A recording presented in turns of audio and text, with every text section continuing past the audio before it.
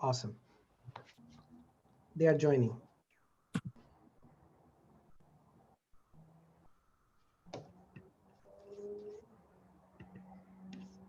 Yep, you can go ahead, Dr. Datta. It's great. Hello, everybody. Depending on where you're calling in from, good afternoon, good morning. Thank you for joining us.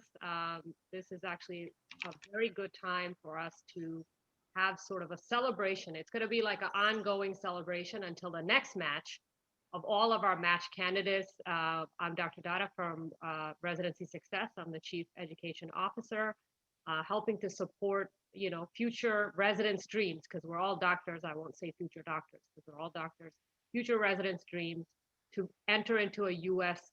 residency, and we support you in various ways. We also have my partner here, Dr. Urvesh Patel from Research Update, who has a really good initiative to help you beef up your sort of research side of things and teaches you how to really become very strong in research. And he will kind of present the way that he does it. I'll be honest, sometimes I get lost because he gets very technical. So if he does that, you guys can feel free to ask us questions at the end.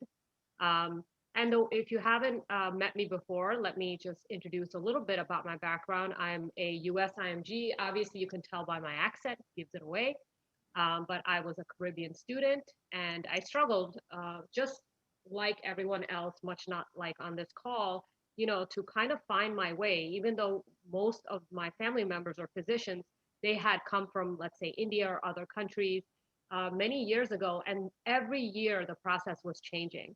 So they really couldn't guide me. Back in the 60s or 70s or 80s, I heard stories that program directors would go to the airport to pick up candidates because that's how like much American medicine needed doctors to come, and they would like stay at their house. They would get like the royal treatment. Now it's like complete 180, right? Who are you? What do you want? Right? Door slam in the face. So basically, because of how difficult it is, I figured I would take my collective knowledge as well as my partners at Brooklyn USC, as well as Dr. Urvesh Patel, to bring you a complete suite of services that supports you through this match journey.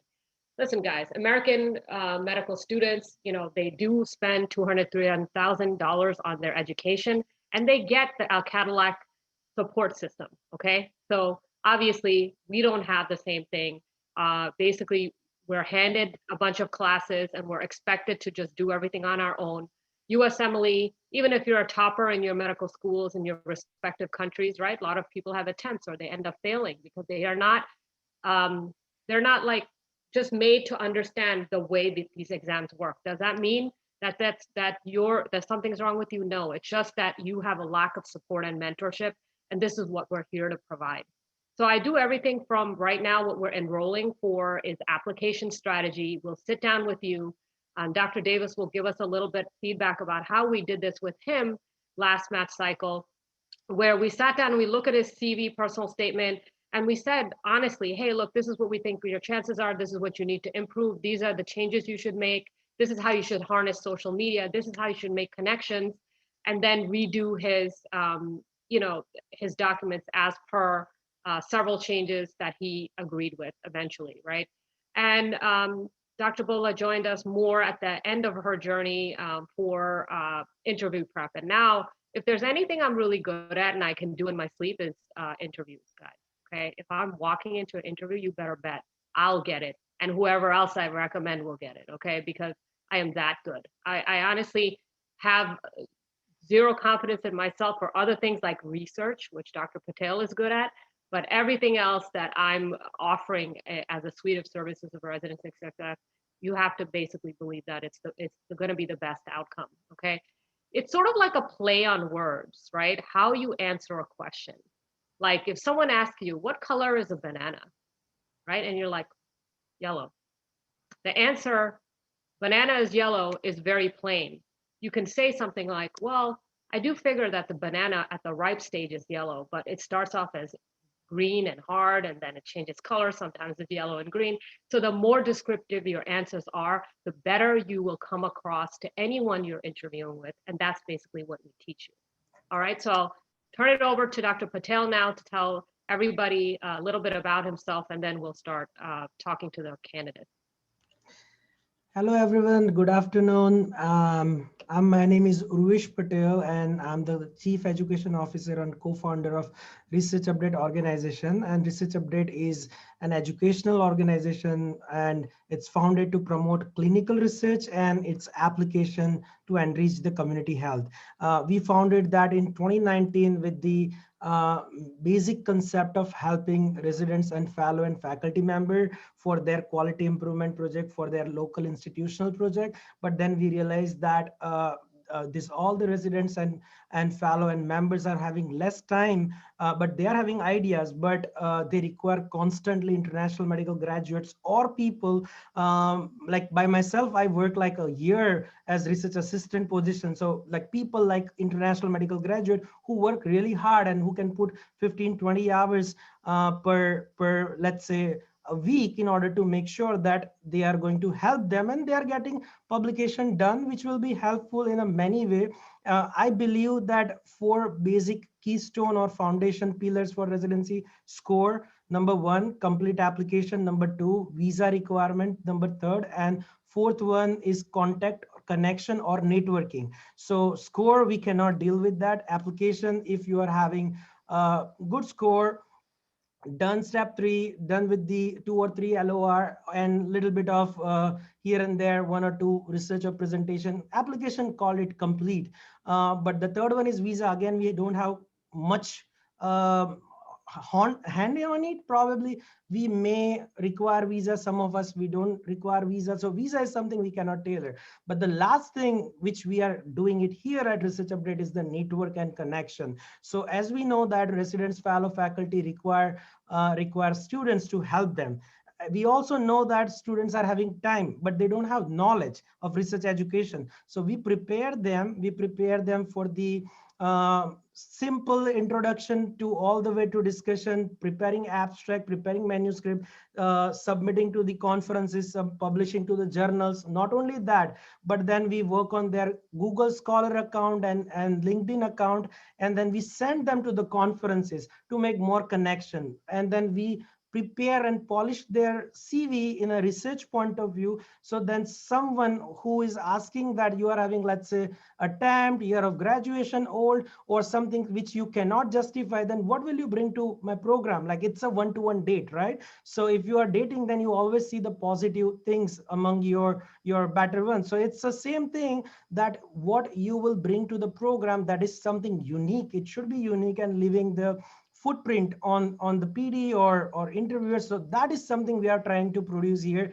We are trying to produce the footprint in terms of conference presentation, in terms of membership, in terms of US clinical and research experiences, and merging those both together. So here's something: we are having like 135, 136 alumni who are in residency, fellowship, and all those in their higher journey. So these people had some of the connections with us for a longer time in terms of research. So we give them the students who is now better in research. So we work like 2-3 hours or 4 hours in a week, so that we have a good standard amount of original article or meta-analysis, review article, and all those different things which you can do it by sitting in your home, by sitting in your country. You don't need to come here in order to do the research. So this is a kind of interactive platform where residents, fellow faculty, and international medical graduate all work together in one team, but still they work on their time from their place without using much resources to visit the place. So this is something clinical research education and training which we are providing to students in terms of clinical research training program and fast track program. It's a certification program, and it's approved through New Jersey State Education Board. So that is what we are giving it to you guys. And people are doing it, let's say IMGs are doing it for residency point of view, residents are doing it for fellowship point of view, and fellow are doing it so they can have a good scholarly activity once they become academic professor. So this is what we are doing here, and thank you so much guys for providing this platform. And then thank you Anu, Dr. Avi, just to come here and then share your experience. Sure. So Thank so you. Yeah. So, Dr. Dowd, you want me to give a little bit on what we worked on, or just tell yes, me tell them a little bit about myself? Right. So Yeah. let's start with your background information. We would all love to know about what is your background and how you deal with the residency thing. Sure. So I am an American, but I'm from Peru. I did most of my studies in the Caribbean at Ross University. I applied the previous past 3 years and I matched this year. And I did a lot of changes this year that kind of helped me, I believe, match and ultimately end up in a psychiatry residency starting this July. Great. Um, and I guess I can tell you a little bit more about what I worked on with Dr. Dada. So I guess there's sometimes when you don't match, you're kind of left questioning, what to do, what went wrong, what you can change on your application. Maybe it was your interviewing, because we don't really receive much feedback when you don't make it to match, right? It's not like you can really reach out and say, was it my interview? Was it my personal statement? It's a very competitive process, and maybe you were on their list, but you just didn't get, the spot. So I did kind of a systematic review with Dr. Dada. I communicated with her, I believe it was last May, and I kind of sent her my application, my personal statement, my CV, and we talked about what things I could improve. I felt I had a lot of interviews. I had 13 interviews, but then I still didn't match. So I didn't know really what I needed to do. Um, so we spoke, we went over my personal statement. We spoke a little bit more about interviewing. Of course, this year there was a little bit change in interviewing, right? Because everything was online. So that's something that I learned to do early with Dr. Dada and with one of her other colleagues, Dr. Farnsworth. And I feel like ultimately everything that we kind of discussed and everything that we went over um, was something that uh, helped me kind of clinch a spot this year and helped me feel more myself, more comfortable interviewing, and get to where I wanted to be. Yeah, I think it needs to be expressed how proud I am of Dr. Davis, because this year was very competitive for psychiatry. As everybody knows that's on this call, that there was only one um, spot in SOAP even for psychiatry. And same thing with Dr. Bodla. They're both matched into psychiatry programs, extremely competitive programs. This is a university program that Dr. Davis is going to. And, it guys, there are some criteria, right there, but there's also like this phrase in French called je ne sais quoi. There's like a certain a little something that you call something that you don't know, that's going to be something that you don't see. Even if you work with friends or other residents, you need people that have been on committees and kind of interviewed other people to see what they're looking for, and look from the outside to give you kind of an idea about what it is that you need to do differently. Now, can we give you percentages of match rate? Absolutely not. We're not God, right? We can't give you odds, but we can pretty much tell you, hey, look, your chances are medium, or they're low, or they're pretty good and high. You should really go for this, but these are things you need to change. And it just really depends on how much you believe in yourself and are willing to do all of the things we recommend, because we give you the tools and then you have to do the changes yourself. It's not something that we can spoon feed you. We obviously give you a lot of support in order to move forward. And there have been times where people give me anxiety field texts or anxiety field emails. So I kind of also function a little bit like psychiatry. So it's good that I guess I have that psychiatry background. And so for those of you joining us that don't know me, I'm actually a neurologist. I am a new attending, just about a year, almost year and a half, at an academic institution in New York. And I struggled much like you. And I had a long road to US residency as well, just like everybody else. Okay. I won't say I was like such a stellar candidate myself, but if I could do it, then you can too. Okay. So, Dr. Davis, can you tell us a little bit about what you feel like your red flags were and how did you overcome them? Yeah. So I was actually just writing some of that stuff down right before Dr. Patel transferred over to me.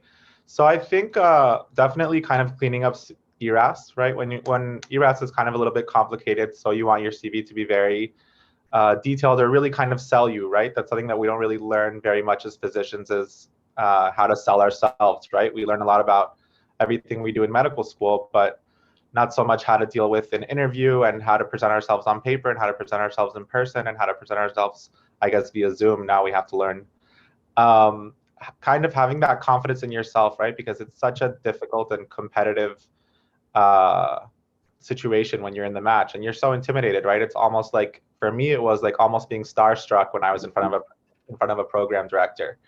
So having that feedback from someone like Dr. Dada was really nice. I know that she had a lot of experience interviewing even before she was in medicine, and then also interviewing residency candidates and fellowship candidates. So it was a different perspective that I wanted to be able to have. And also just kind of, making sure that all your documents are, put together. And then also, there's a particular, I guess, almost like culture that goes along with interviewing and how to present yourself in the US and how to present yourself via email and how to network. And I think the more and more I did that, the better I felt I was doing with it. So just little by little creating my network, continuing to, help my CV get a little bit cleaner and a little bit more detailed and sell me a little bit better. And then of course have, interview confidence, right? It's almost like when you go in for an interview, I felt almost like I was going on a date every time, right? You want to go in there and impress the person in the room. You want them to want to see you again. So I feel like Dr. Dada was really able to help me do that, and Dr. Farnsworth as well. Yeah, thank you for that feedback. Really appreciate it. And for those who are just joining us, this is Dr. Avi Davis, who matched in psychiatry, which is incredibly difficult to get into this year. And so we congratulate him. We'll come back to you in a second. We'll move to Dr. Bodla, who also matched in psychiatry. And think, I scared Dr. Bodla a little bit in the beginning because I was pretty tough on her when I was working with her with the interview stuff. Like I would have a poker face. I'm like, no, go back. No, no, do not start a sentence with. If I hear that again, that's it. So what's going to happen is like, when you're not used to interviewing, you are very, not very tactful about the way you speak, right? You speak as if you're speaking to your friend, although you want that level of comfort but your speech has to be clear. It has to be very succinct. It also has to be come across like someone wants you to be their doctor in the future, right? Do you want a doctor that just sounds really scattered, like doesn't know how to answer the question, is not confident? Like then you'll be like, oh my God, this person just walked in and told me I have cancer, and like they look more frightened than I do. So the composure comes over time and practice, and this is what we kind of teach you how to do. So let's go to Dr. Bodla. Tell us a little bit about yourself, background, and then we'll move to, your application and what you felt like was the key to help you match this year. Sure. So I am also a US IMG. I actually grew up, in California, and I went to India for medical school straight after doing high school here in the US, and I graduated in 2019. And after that, I spent some time, studying for my steps and also kind of deciding which field I wanted to pursue. I really wasn't sure. So I did a few rotations in a few different fields. I did one neurology rotation, quite a few IM rotations, and then I did 2 psychiatry rotations. And, I found that I really liked all those fields. So I actually decided to apply to both psychiatry and IM, but psychiatry was definitely my top choice. But, as Dr. Datta has been saying, it has been getting a little bit more competitive. So I really did want kind of a backup plan. So I applied to IM also this year. And as for like what really helped me match, like Dr. Datta said, I took her help in a lot later stage. So what happened is, this year we submitted our application on October 21st. And then I did not expect this, but I got an interview invite literally the day after I submitted my application. And they only gave me 2 options. I think like one option was October 28th, the other was October 29th. And I was like, oh my God, I thought I would have a few weeks to prepare for interviews. I really didn't think I would have a few days. So I immediately, went online, tried to look for like places I could find interview prep really quickly. I sent Dr. Datta an email. She was really quick to respond, and she was able to set up 2 one-on-one interview sessions before my interview on the 28th of October. And, I felt that like that really helped me. And, then I also did some group sessions with her, which also really helped throughout the interview session. And I did end up matching at my first choice. And, in my program, I was the only IMG who matched this year. They've had IMGs in the year past, but this year I was the only IMG who matched. And I feel like a lot of that was probably because of my interview performance. So I really feel like it has helped me. Yeah, thank you for that feedback. And remember, guys, okay, when you're there, the playing field is now level. You're no longer an IMG versus American grad. That's all in your head. Do not let that handicap you. Okay, when you go there, this is for everybody, all the residents here. You're just as good as them. You've taken the same exam. And actually, you'll see that you have a lot more grit and like emotional sort of like maturity going into it, because you will be able to handle a lot more kind of like scut work and stress and stuff that they're not used to doing. Okay, not to say that you should take abuse, but still, I think just remember at that time, do not ever go into thinking like, oh, like I'm any less than them. If you don't know something, just learn it. Okay, that's my recommendation.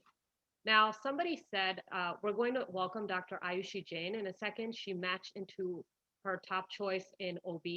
And she also, while we were working together over time, got a pre-match offer, guys, after we worked together. So she was just inundated with offers, and she had something like crazy amount of interviews. She will tell you the actual number. But somebody said to give you some more interview tips. It's difficult to know exactly which thing you want me to focus on, but I'll give you just one that I've learned over time. Okay, know your enemy, right? If you're going into battle, right? You don't go into battle like, let's say, into a desert wearing like a whole bunch of like snow boots and like ski gear and stuff like that, right? You're going to dress for the occasion. You're going to know your enemy, and knowing your enemy means what I do is an analysis of the program, the website, and exactly the backgrounds of the people. And the funny thing is, once I taught Dr. Bodla how to do that, she got like this feedback from one of the program directors, like, no one's asked me the questions you've asked me, and no one asked me like, did the type of research you did. So we teach you how to like really kind of like analyze program website and the information that they give you in a very different way, to ask them very targeted questions. And sometimes people like, can I ask that? I'm like, yeah, of course you can ask. It shows the human side of who you are, and that you're very curious in the program and the person that's asking the question. They're human too, right? So let's actually move on to Dr. Ayushi Jain. Would you tell us a little bit about yourself and your journey?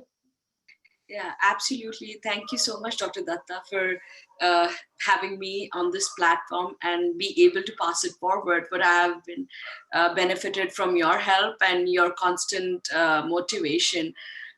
So as Dr. Datta shared with all of you, like, I am a non-US IMG. First of all, I did all my undergrad and medical school from India.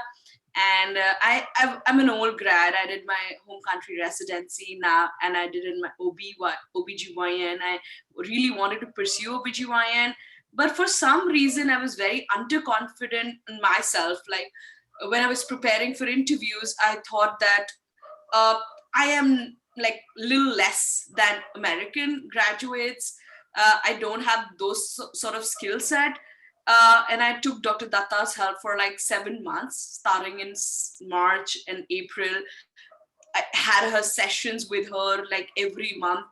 And I mean, she knew me better than I know about myself. Like, she was like, you're already so accomplished. You always used to instill that confidence in me, constantly helped me encourage. And I feel that I matched in my top choice in my dream specialty, and that would not have been possible without her help. And all the credit goes to her, I feel.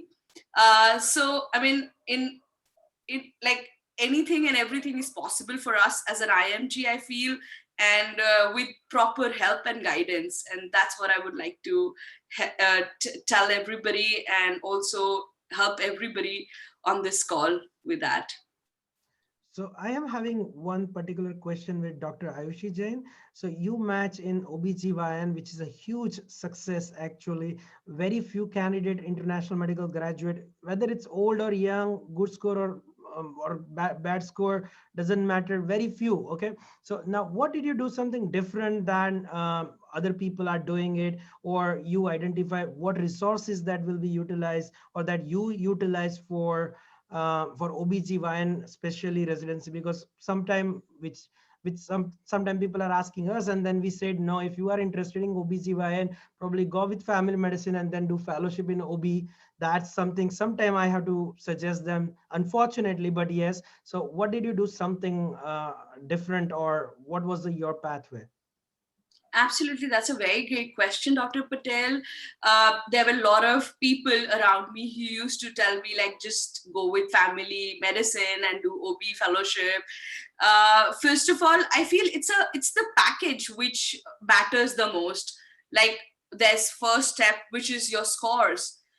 So there are certain things which are constant, and there are certain things that are variable. So, like, year of graduate, your medical school, those are something that are fixed, I feel. But there's something things you can work upon. For example, scores. If you've already given your exams, then, I mean, that's okay. But then you can work upon your profile. That's again a variable thing. So, to answer your question, there were multifactorial things that helped me match into OBGYN. First was my score. Then I did a lot of I actually involved with a lot of research. And I think lastly, most important was, I think I had very limited number of interviews, as all IMGs tell you. Like, OBGYN is competitive specialty, you get like single digit interviews. But what really helped me was just, I think everybody told me the conversion is very, very important. How you put forward what your experience is, in proper phrase, how you interview, that was very important. Like, I had very less number of interviews when it came to OB, single digit, I would say. But still, the conversion, practicing for interview for constantly 7 months, I was practicing for 7 months, I feel. Because you just have to put your experiences in word. You have all the experiences. I think that's something that also helped me. Plus, networking also sometimes help you in matching competitive specialty, getting good letters of recommendation, research. And that's what I would say that helps you match. Mhm. Okay. um I would, okay, let's go with the another question that people are having it, that how is that services that you guys have taken from Dr. Datta help you to get into the residency? Any particular thing every one of you felt something special or something different that you would like to describe? Let's start with Dr. Bodla. Sure. So like I said, I mainly took the interview preparation.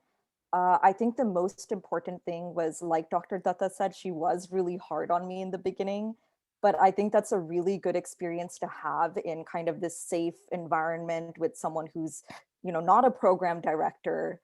So I think, like, she really prepared me for the worst. And then after I took the sessions with her, the actual interviews felt like a lot easier to handle, and a lot easier to kind of go through.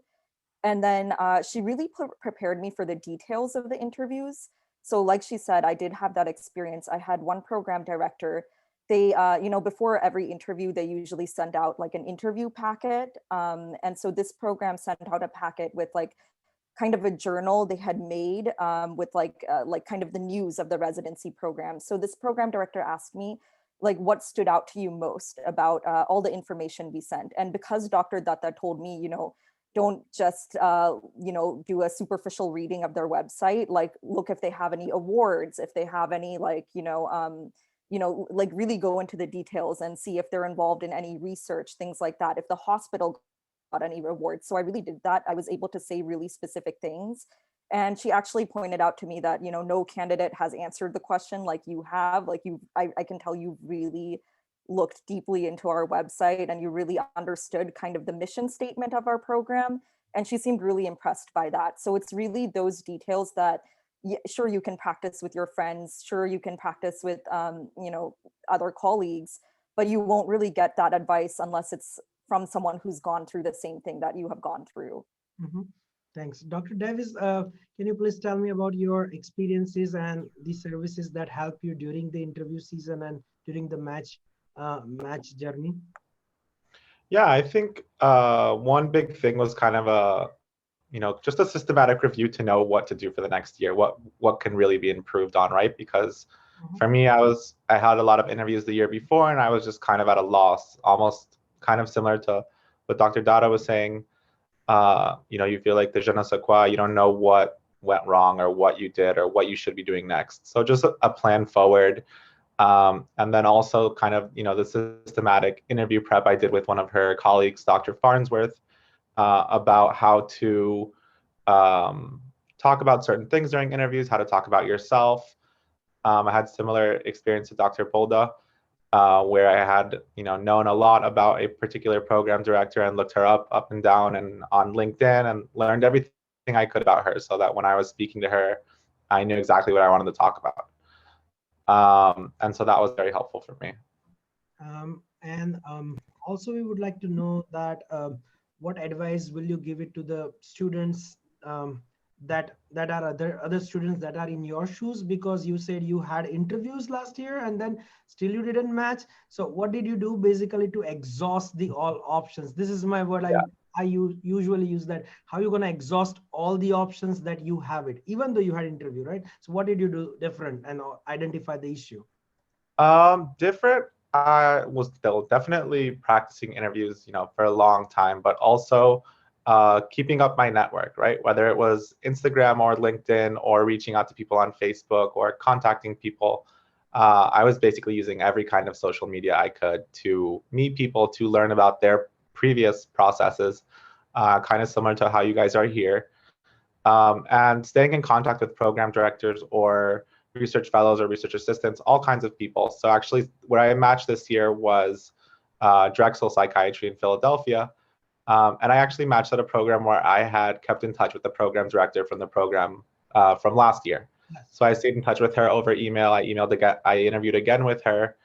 And although I don't believe that too much had changed on my CV, I still had a little bit of research and I had continued to study and continued to work and remain clinically relevant. But I think what she could really tell was a real difference in who I was and how well I knew myself and what I was really looking for. And I think that you kind of get that from being confident in interviewing and knowing how to sell yourself. And I think that's really what kind of helped me get over the edge. Right. Dr. Ayushi, what is the particular advice you would like to give it to the students, especially who's applying for OBGYN and then probably having a little bit confusion of the mind that what should they do or not? So as I shared with you before, it's a multifactorial approach. I can't pinpoint a single factor that helped me match, but I would definitely have like major factors which help me match. First of all, if you have not still given your steps, get good scores. Second of all, if possible, do some research with some US mentor, get good LORs, which definitely helps. And third, most importantly, when you have X number of interviews, you go on everywhere and you don't know what to say, as Dr. Bodla shared, uh, then like that's a lost battle. You work so hard on your CV, you get those X number of interviews, and still you're not able to convert. That just defeats all the purpose. So practicing for that. So that's the approach I took. Like every step of the way, you should be working hard towards it. So don't think like, oh, I got a good scores, I can get away with interviews, or I am done with research, I can get away with interviews. So I feel that's the multifactorial approach that pretty much helped me. Right. So you guys are having a variety of the things to say. Let me just summarize whatever you guys said. That one, Dr. Davis used multiple time that Instagram, networking, selling yourself. I like the word selling yourself is the most important thing. If you can sell your skills, then only someone will see that whether it's usable, applicable or not. So that is the most important thing. Number two is besides networking and contact, do the rotation or or having worked with the same program or rotating with the program director or the any of the faculty member inside the residency system will be the helpful, or that is a good idea.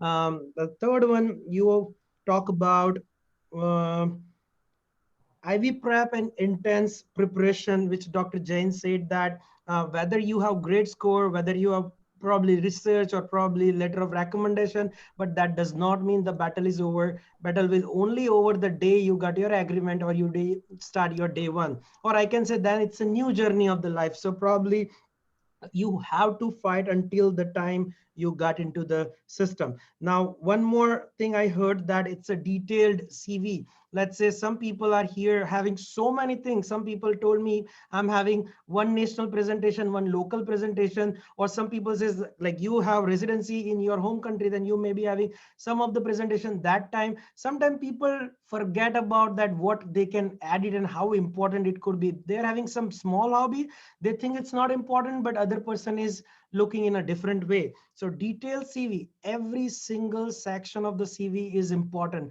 They did not put it without any intention. So if there is, for example, if I talk about one small example of hobby and interest, if they use the two word hobby and interest, that means they are expecting you to write hobbies, they're also expecting to write interest, right? So one is our job which we are doing it to earn the money, one is the hobby which we are doing it to distress ourselves, one is the interest that we are enjoying something besides working or besides distressing. So I can say practicing medicine probably is the job. Probably if I talk about, let's say myself, then let's say yoga meditation training is my hobby, but my interest is the modeling or analysis or doing data things. So that is giving me money and I'm having the novelty of the interest. So they want both to be separate. So work on the each single section of your CV, and that is my something which I believe exhaust all the options. Like even though like I'm very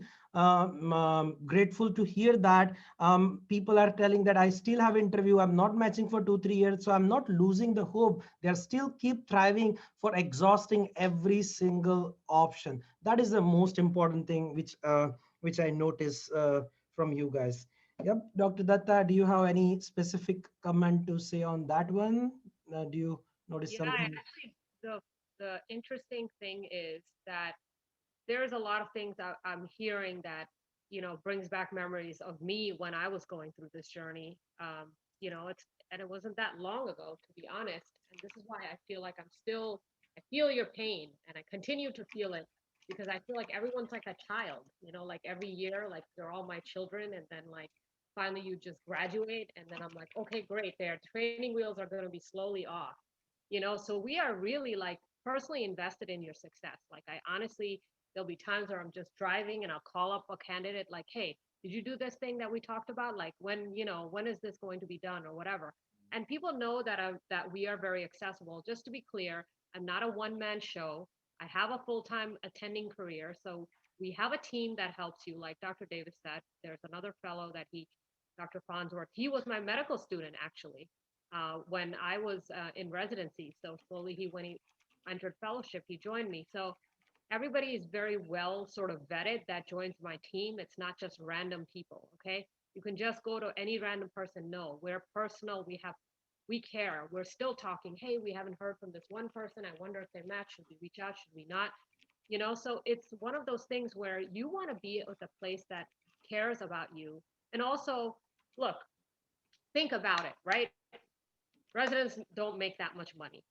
We all know that. So let's say you make somewhere between 50 and 60,000 now if you started this year. There are people for the last two cycles who have contacted me, and for whatever, because of the price of, let's say, my platinum plan or my interview prep or whatever, they did not work with me. Then they contacted me the second year again. We had the same conversation. I encouraged them, hey, look, I think I can really help you.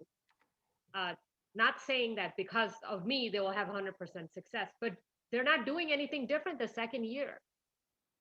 Right. There are times when I read applicants like profiles, and because we all have good memories, right? This is why we're in this field. I'll remember their personal statement from the previous year. It's the same.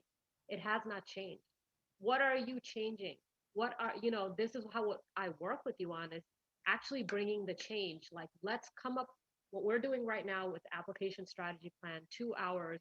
We sit down, look at everything, come up with a plan, and you have a very detailed step-by-step thing of how to proceed according to your background. Not Dr. Davis, not Dr. Bodla, not Dr. Jain. You're unique. You're like a thumb, your fingerprint, right? We have to come up with a plan for you. So we can talk, we can discuss, but I can't tell you everything in the 10 minutes we discuss. I can give you the tools. Hey, this is what I think you should do. And then just for these 2 months, Dr. Patel and I, if you join one of us, and then join the research or my plans, we're obviously giving a discount, because we're partners. And the other thing is, think about how much time, money, and energy you lose out every year that you don't match.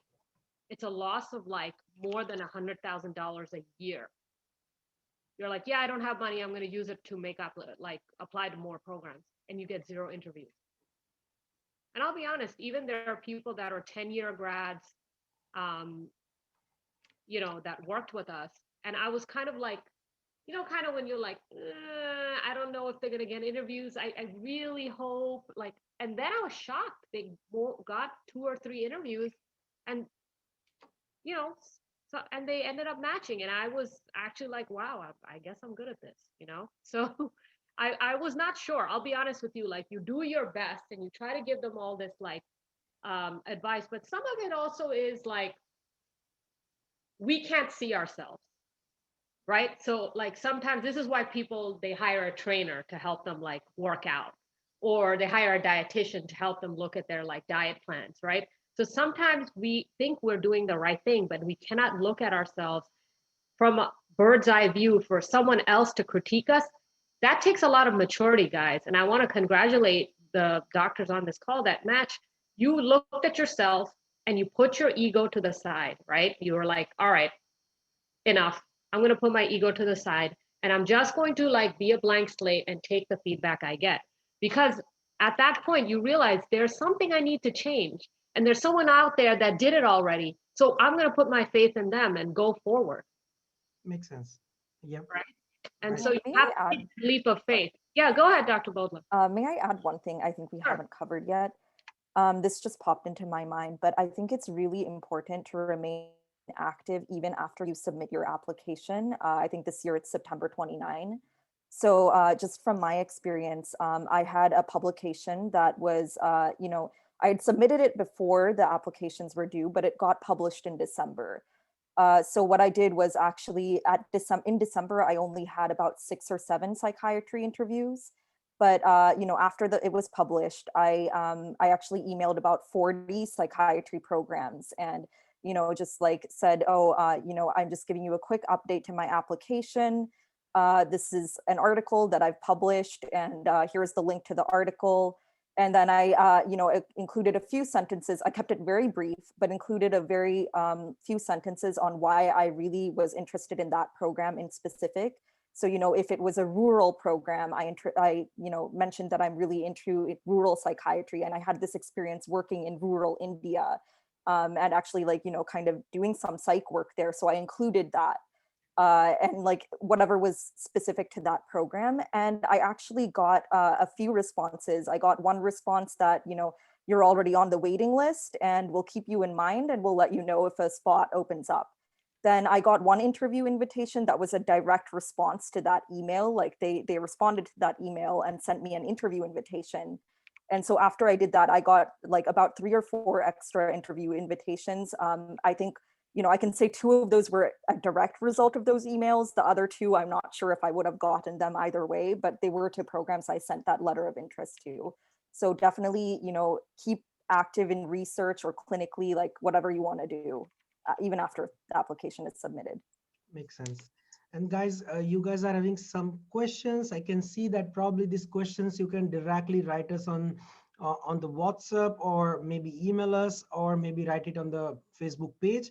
Also, I put the link of the combo plan services, as well as I also put the link for just application guidance session. I mean, we are providing it. We are going to just quickly review your application and then we are making sure that if some resources we can provide it to you, that we can suggest you free of cost. That would be the great option. Sometimes you have the great CV, but you don't know how to describe everything. That could be the problem. How to represent yourself, that could be the problem. Or sometimes the mistakes are there, or you just need some ways to overcome that mistakes, like scores, year of graduation.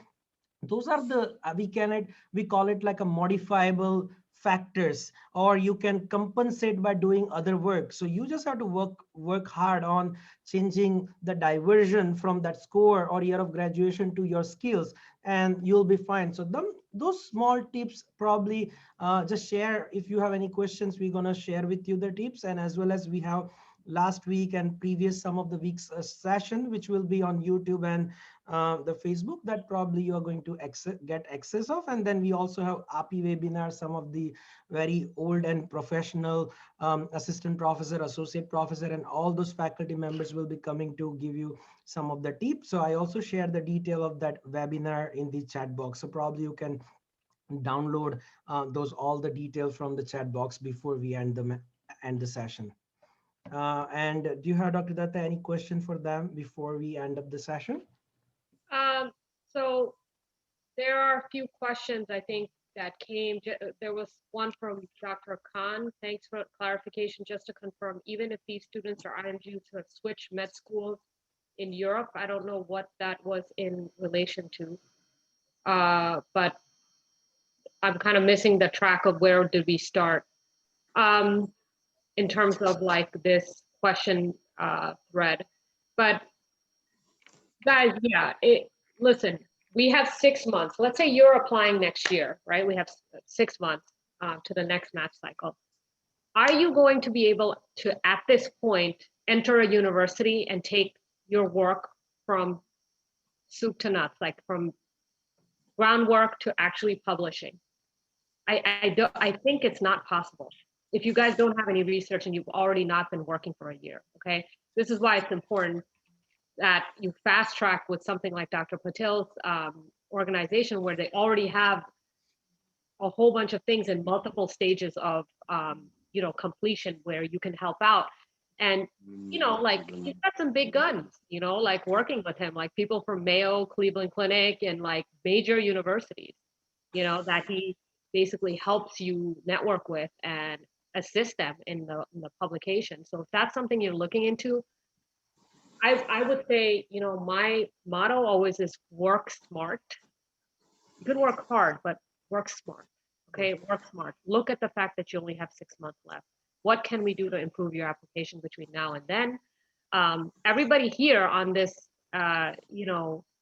like chat, I mean, like Dr. Jen did research at a major university. I'm going to name drop Stanford. All right, so it wasn't like she just didn't exhaust all her options. She did. And then, there's always a little hesitancy to ask some of your mentors or people who've written your letters. Guys, once you get your letters, stay in touch, like Dr. Davis is saying. Don't fall off the face of the earth and then 3 years later show up like, hey, can you get me an interview?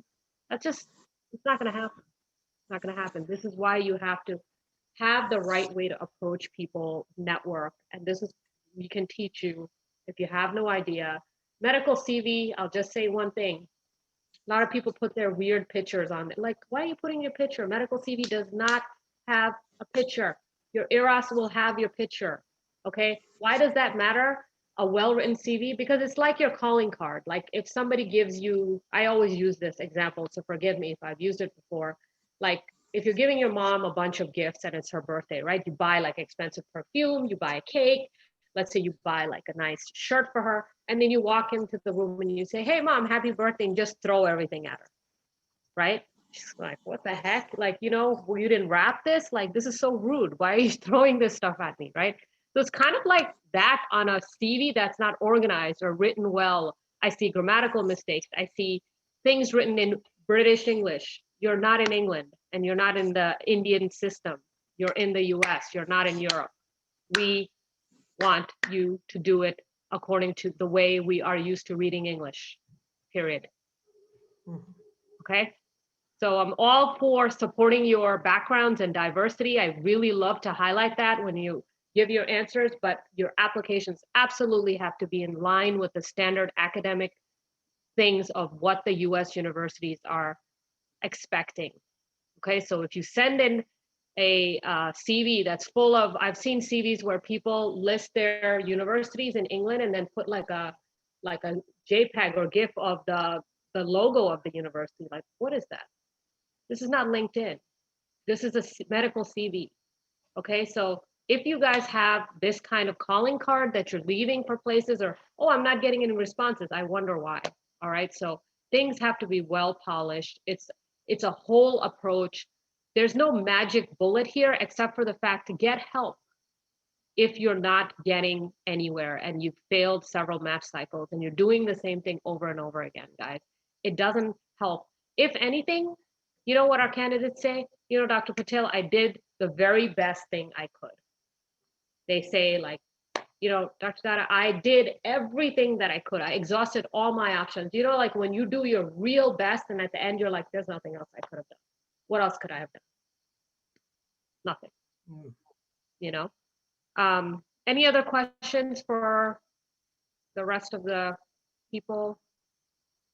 So someone asked, MPH is a good option or not, depend on the purpose, whether you are doing MPH for connection, then there are many other ways to make connection, attending conference, asking for the help from from that resident fellow and faculty member, doing research outside the collaboration rather than joining MPH program. So there are some other options to make connections too. But if you are doing MPH for the backup option or making your CV strong, you have 2 years of commitment with you, and probably, let's say you really want to go into academic career or research career with your clinical practice and you're dedicated for that point of view, then MPH is a good option. But if you think you are just doing it for connection, then we have many other options, as I mentioned, that conference of a research update organization, working with other residents and people. So for two things, keep it different. Why you want to do it, that is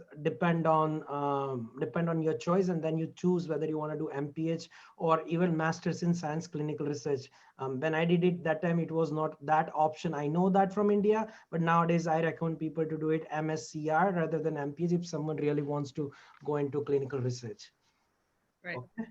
So there's this one last question I'm not still understanding. Students that have transferred during med school and have graduated aren't eligible to apply for residency in US. No, that's not true. Why would that matter? As long as you're in good standing and you transferred and all your credits transfer over, so that means you are now graduating with a degree from the second place that you transferred, and your school is listed in WHO and it meets criteria for ECFMG certification. That's the most important thing, because otherwise you will not be able to sit for the USMLE. Okay, so that is the most important thing. You have to look at the WHO criteria, and it has to be listed. It has to meet certain criteria like FAMR, WHO listing in order for the school to qualify for USMLE. And step 3 should be done when, as soon as you can. I mean, as soon as it is allowed for you to get the step 3 exam and get it done, then it's according to me, it's a part of complete application. So some people don't require that, but international medical graduate, I recommend to finish step 3 as soon as they can. Awesome. I think once you take step 3, it takes at least all these exams takes at least a month to result. And then always, don't you guys find that when it's your turn to wait for an exam result, there's always like, oh, there's some new change. It's going to be delayed by 2 months or something like that. It's always like, you're like, why is this my luck, right? It's always some delay. So guys, give yourself a cushion. You have 2 months cushion, right? Don't take it right in September and then like make the rush to the deadline and then be out and killing yourself and not eating for days because you're stressed out, and then texting me 100 times a day about the stress you're going through. But I don't mind. But what I'm saying is that please be smart about the things that you do, right? Don't wait till the last minute.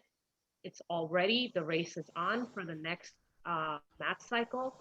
And I really feel that knowing yourself and knowing when you need help is this is an investment, right? So this is why we take loans. Like I still have loans, right? Because I went through the system here. Maybe Dr. Bola does. I'm not sure if Dr. Davis does.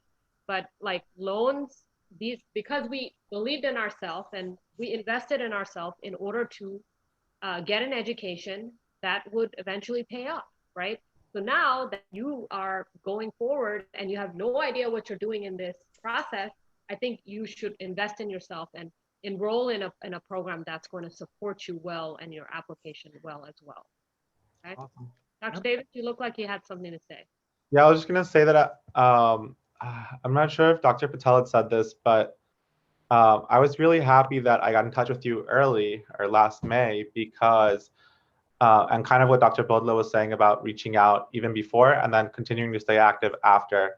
If you're waiting until September or August to get a move on anything, then you already lost, in my opinion. Whether it's networking or research or whatever it is that you think that you personally need to improve, right? We all have our own thing that we need to improve. If you're waiting until a few days before, then I think that you're going to be, in a very difficult situation. So I'm glad to see so many people here right now, because if I would have waited until August to start moving around and doing things and practicing interviewing and research and networking, and I would have never got it done. So Right. I think it's important to start early.